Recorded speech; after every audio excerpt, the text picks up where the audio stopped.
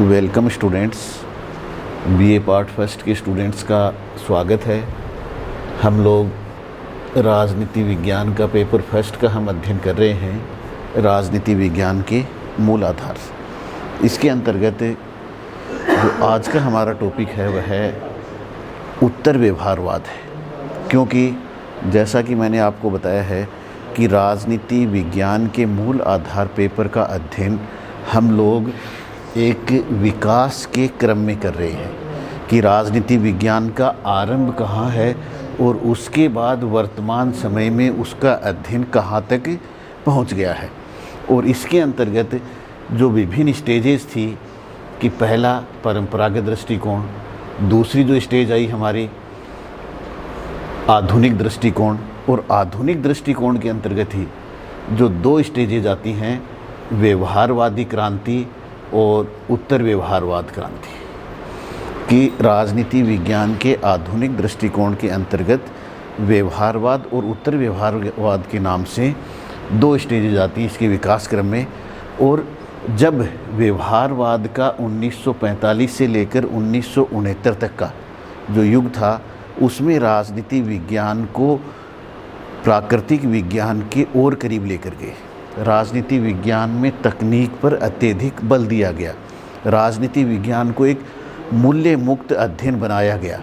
अब जब 1969 में कि ऐसा माना गया है कि 1960 जो था उसके अंतिम दशक के अंतिम समय में 1969 से राजनीति विज्ञान के अंतर्गत हम उत्तर व्यवहारवादी क्रांति का आरंभ मानते हैं। और उत्तर व्यवहारवादी क्रांति का आरंभ करने वालों में जो अग्रदूत है वह डेविड ईस्टन है, कि डेविड ईस्टन जिसका कि नाम जुड़ा हुआ है व्यवहारवादी क्रांति से, अमेरिका की शिकागो स्कूल ऑफ थॉट का राजनीतिक वैज्ञानिक, उसने उत्तर व्यवहारवादी क्रांति का नारा दिया। उत्तर व्यवहारवाद का नारा देते हुए 1969 में अमेरिकन पॉलिटिकल साइंस एसोसिएशन के जो अध्यक्षीय भाषण था उसमें डेविड ईस्टन ने कहा कि अब हमें उत्तर व्यवहारवादी बनना होगा। अब तक जो राजनीति विज्ञान के अंतर्गत व्यवहारवाद में हमने जो अध्ययन किया है वह प्रासंगिक अध्ययन नहीं है। अब तो उत्तर व्यवहारवादी क्यों बनना होगा? यह राजनीति विज्ञान का अब तक का अध्ययन डेविड ईस्टन प्रासंगिक क्यों नहीं मानता है? क्योंकि डेविड ईस्टन ने ही राजनीति विज्ञान के परंपरागत सिद्धांतों को तिलांजलि देकर और उसने व्यवहारवादी क्रांति को जन्म दिया, राजनीति विज्ञान को विज्ञान बनाने की तरफ ले गया। और अब यह व्यवहारवाद के भी खिलाफ बोलकर उत्तर व्यवहारवादी बनना चाह रहा है। तो इसलिए इस उत्तर व्यवहारवाद के द्वारा जो डेविड ईस्टन है वह कह रहा है कि अब हमें जो है प्रासंगिक बनना होगा। क्योंकि अब तक का कि डेविड ईस्टन इसकी समर्थन उत्तर व्यवहारवाद का क्यों करता है, व्यवहारवाद की आलोचना क्यों करता है? क्योंकि इसने 1945 से 1969 तक डेविड ईस्टन ने देखा कि राजनीति विज्ञान को विज्ञान बनाने के प्रयास में जो बाहरी दुनिया है, स्वयं उसके पश्चिमी जगत की जो दुनिया है, वह अनेक प्रकार की समस्याओं से घिर गई थी। जैसे कि जो परमाणु हथियार हैं उनमें वृद्धि, आतंकवाद की समस्या में वृद्धि, जनसंख्या विस्फोट, इसके साथ साथ तानाशाही शासकों का रवैया, और इन सब की पर्यावरण की समस्या, इनइक्वालिटी, असमानता। तो इसलिए डेविड ईस्टन ने क्या कहा कि इस दौरान 1945 से 1970 तक जो विश्व है वह अनेक प्रकार की गंभीर जो समस्याएं थी उनसे जूझ रहा था। और राजनीति विज्ञान के अंदर व्यवहारवादी जो आंदोलन के प्रणेता थे वे लोग अपने जो महान विश्वविद्यालय रहे हैं, शिक्षण संस्थान रहे हैं, उनके वातानुकूलित जो भवन हैं उनमें बैठकर राजनीति विज्ञान को विज्ञान बना रहे थे, राजनीति विज्ञान में नई तकनीक का प्रयोग कर रहे थे जो कि बाहरी जो समाज की समस्याओं से अनजान थे। अर्थात राजनीति विज्ञान का अध्ययन केवल बंद कमरों में बैठकर किया जा रहा था। किस लिए? कि राजनीति विज्ञान को विज्ञान बनाना। कभी कभार बाहर निकलते तो तथ्यों के संग्रह के लिए। इसलिए डेविड ईस्टन ने इन समस्याओं के कारण ये कहा कि अब हमें उत्तर व्यवहारवादी बनना होगा, व्यवहारवाद को छोड़ना होगा। तो अब इसमें दूसरी बात आती है कि परंपरागत के खिलाफ व्यवहारवादी क्रांति और व्यवहारवादी क्रांति के खिलाफ उत्तर व्यवहारवाद। तो फिर क्या व्यवहारवाद परंपरावाद और उत्तर व्यवहारवाद दोनों का दुश्मन है, या उत्तर व्यवहारवाद और परंपरावाद एक है? तो इसके अंदर हम कहेंगे कि राजनीति विज्ञान का विकास के क्रम में अध्ययन कर रहे हैं कि ये क्या पहली स्टेज क्या है इसका, परंपरागत दृष्टिकोण, इससे आगे आधुनिक, इससे आगे व्यवहारवाद और इससे आगे उत्तर व्यवहारवाद। तो क्या उत्तर व्यवहारवाद जो है वह परंपरागत दृष्टिकोण है? नहीं, ये व्यवहारवाद से भी राजनीति विज्ञान में आगे का अध्ययन है। क्यों? क्योंकि जो परंपरागत दृष्टिकोण है वह मानकर चलता है कि राजनीति विज्ञान का जो अध्ययन है वह व्यवहारवाद या वैज्ञानिक दृष्टिकोण के आधार पर किया जाना संभव नहीं है। जबकि डेविड ईस्टन का मानना है, व्यवहारवादियों का मानना है कि राजनीति विज्ञान का अध्ययन जो है वैज्ञानिक दृष्टिकोण से किया जा सकता है। राजनीति विज्ञान में भी कुछ निश्चित जो भविष्यवाणियाँ की जा सकती हैं, निश्चित नियम बनाए जा सकते हैं। इसलिए दूसरा कि जो परंपरागत दृष्टिकोण के जो लोग हैं वे मानते हैं कि राजनीति विज्ञान को आदर्शवादी या मूल्य युक्त ही रखना होगा। तो यहाँ पर जो परंपरागत दृष्टिकोण और उत्तर व्यवहारवादी दृष्टिकोण एक समान आ जाता है कि उत्तर व्यवहारवादी भी मानते हैं कि राजनीति विज्ञान में मूल्यों की स्थापना पुनः करनी होगी। तो इसलिए डेविड ईस्टन जो है वह उत्तर व्यवहारवाद को प्रासंगिकता का सिद्धांत कहता है। क्या कहता है वह? कि क्रेडो ऑफ रिलेवेंस।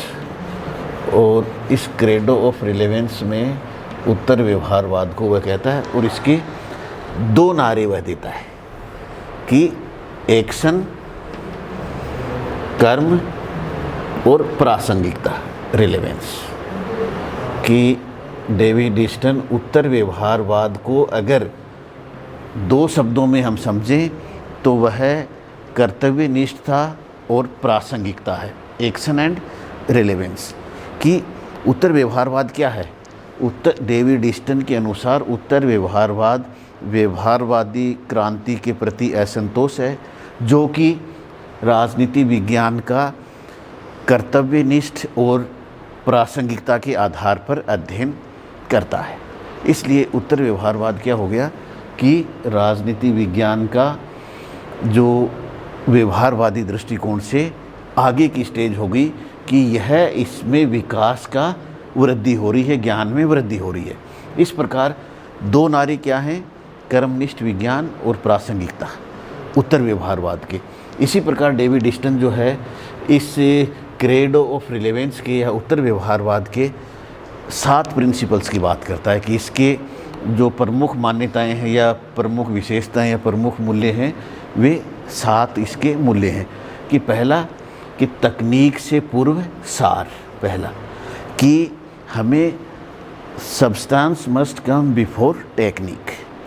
कि जब तकनीक और सब्सटेंस में या जो वस्तु है उसमें अगर टकराट हो तो व्यवहारवादी लोग किस पर बल देते थे? तकनीक पे।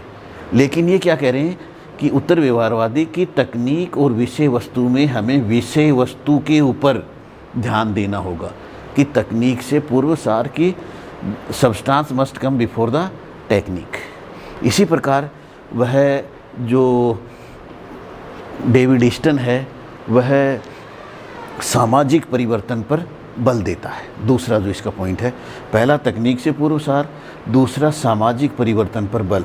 अर्थात व्यवहारवादी कहीं ना कहीं रूढ़िवादी दृष्टिकोण को अपनाता है, वह परिवर्तन कम से कम करना चाहता है। उत्तर व्यवहारवादी जो हैं वे परिवर्तन के पक्षधर हैं। उनका मानना है कि जो है सामाजिक परिवर्तन पर बल दिया गया है।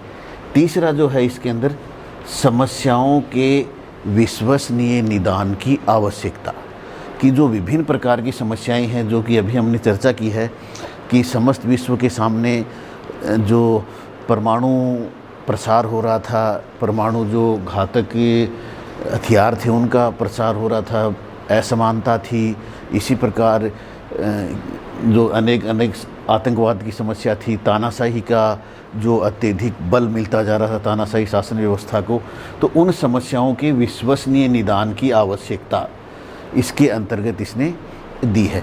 इसके अलावा कि मूल्यों की महत्वपूर्ण भूमिका, कि अब तक का जो व्यवहारवाद के अंदर राजनीति विज्ञान का अध्ययन किस पे, मूल्य मुक्त अध्ययन किया जा रहा था, कि जो व्यवहारवादी शोधकर्ता हैं वे अपने स्वयं के निष्कर्षों को इसमें कोई भाग नहीं लेने दे रहे थे।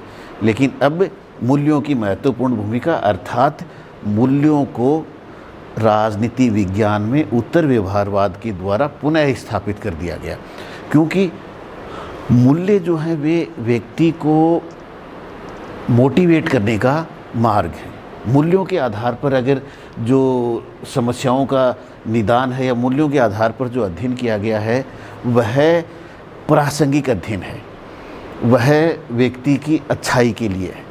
क्योंकि अगर मान लो विज्ञान है, विज्ञान का ही अगर हम आदर्श के आधार पर, नैतिक मूल्यों के आधार पर ही जब अध्ययन करेंगे तो वह व्यक्तियों के लाभ के लिए है, और अगर हम एक मूल्य विहीन होकर अध्ययन करेंगे तो विज्ञान के इतने लाभ नहीं उठा पाएंगे। इसलिए मूल्यों के अध्ययन पर जो महत्व दिया गया है।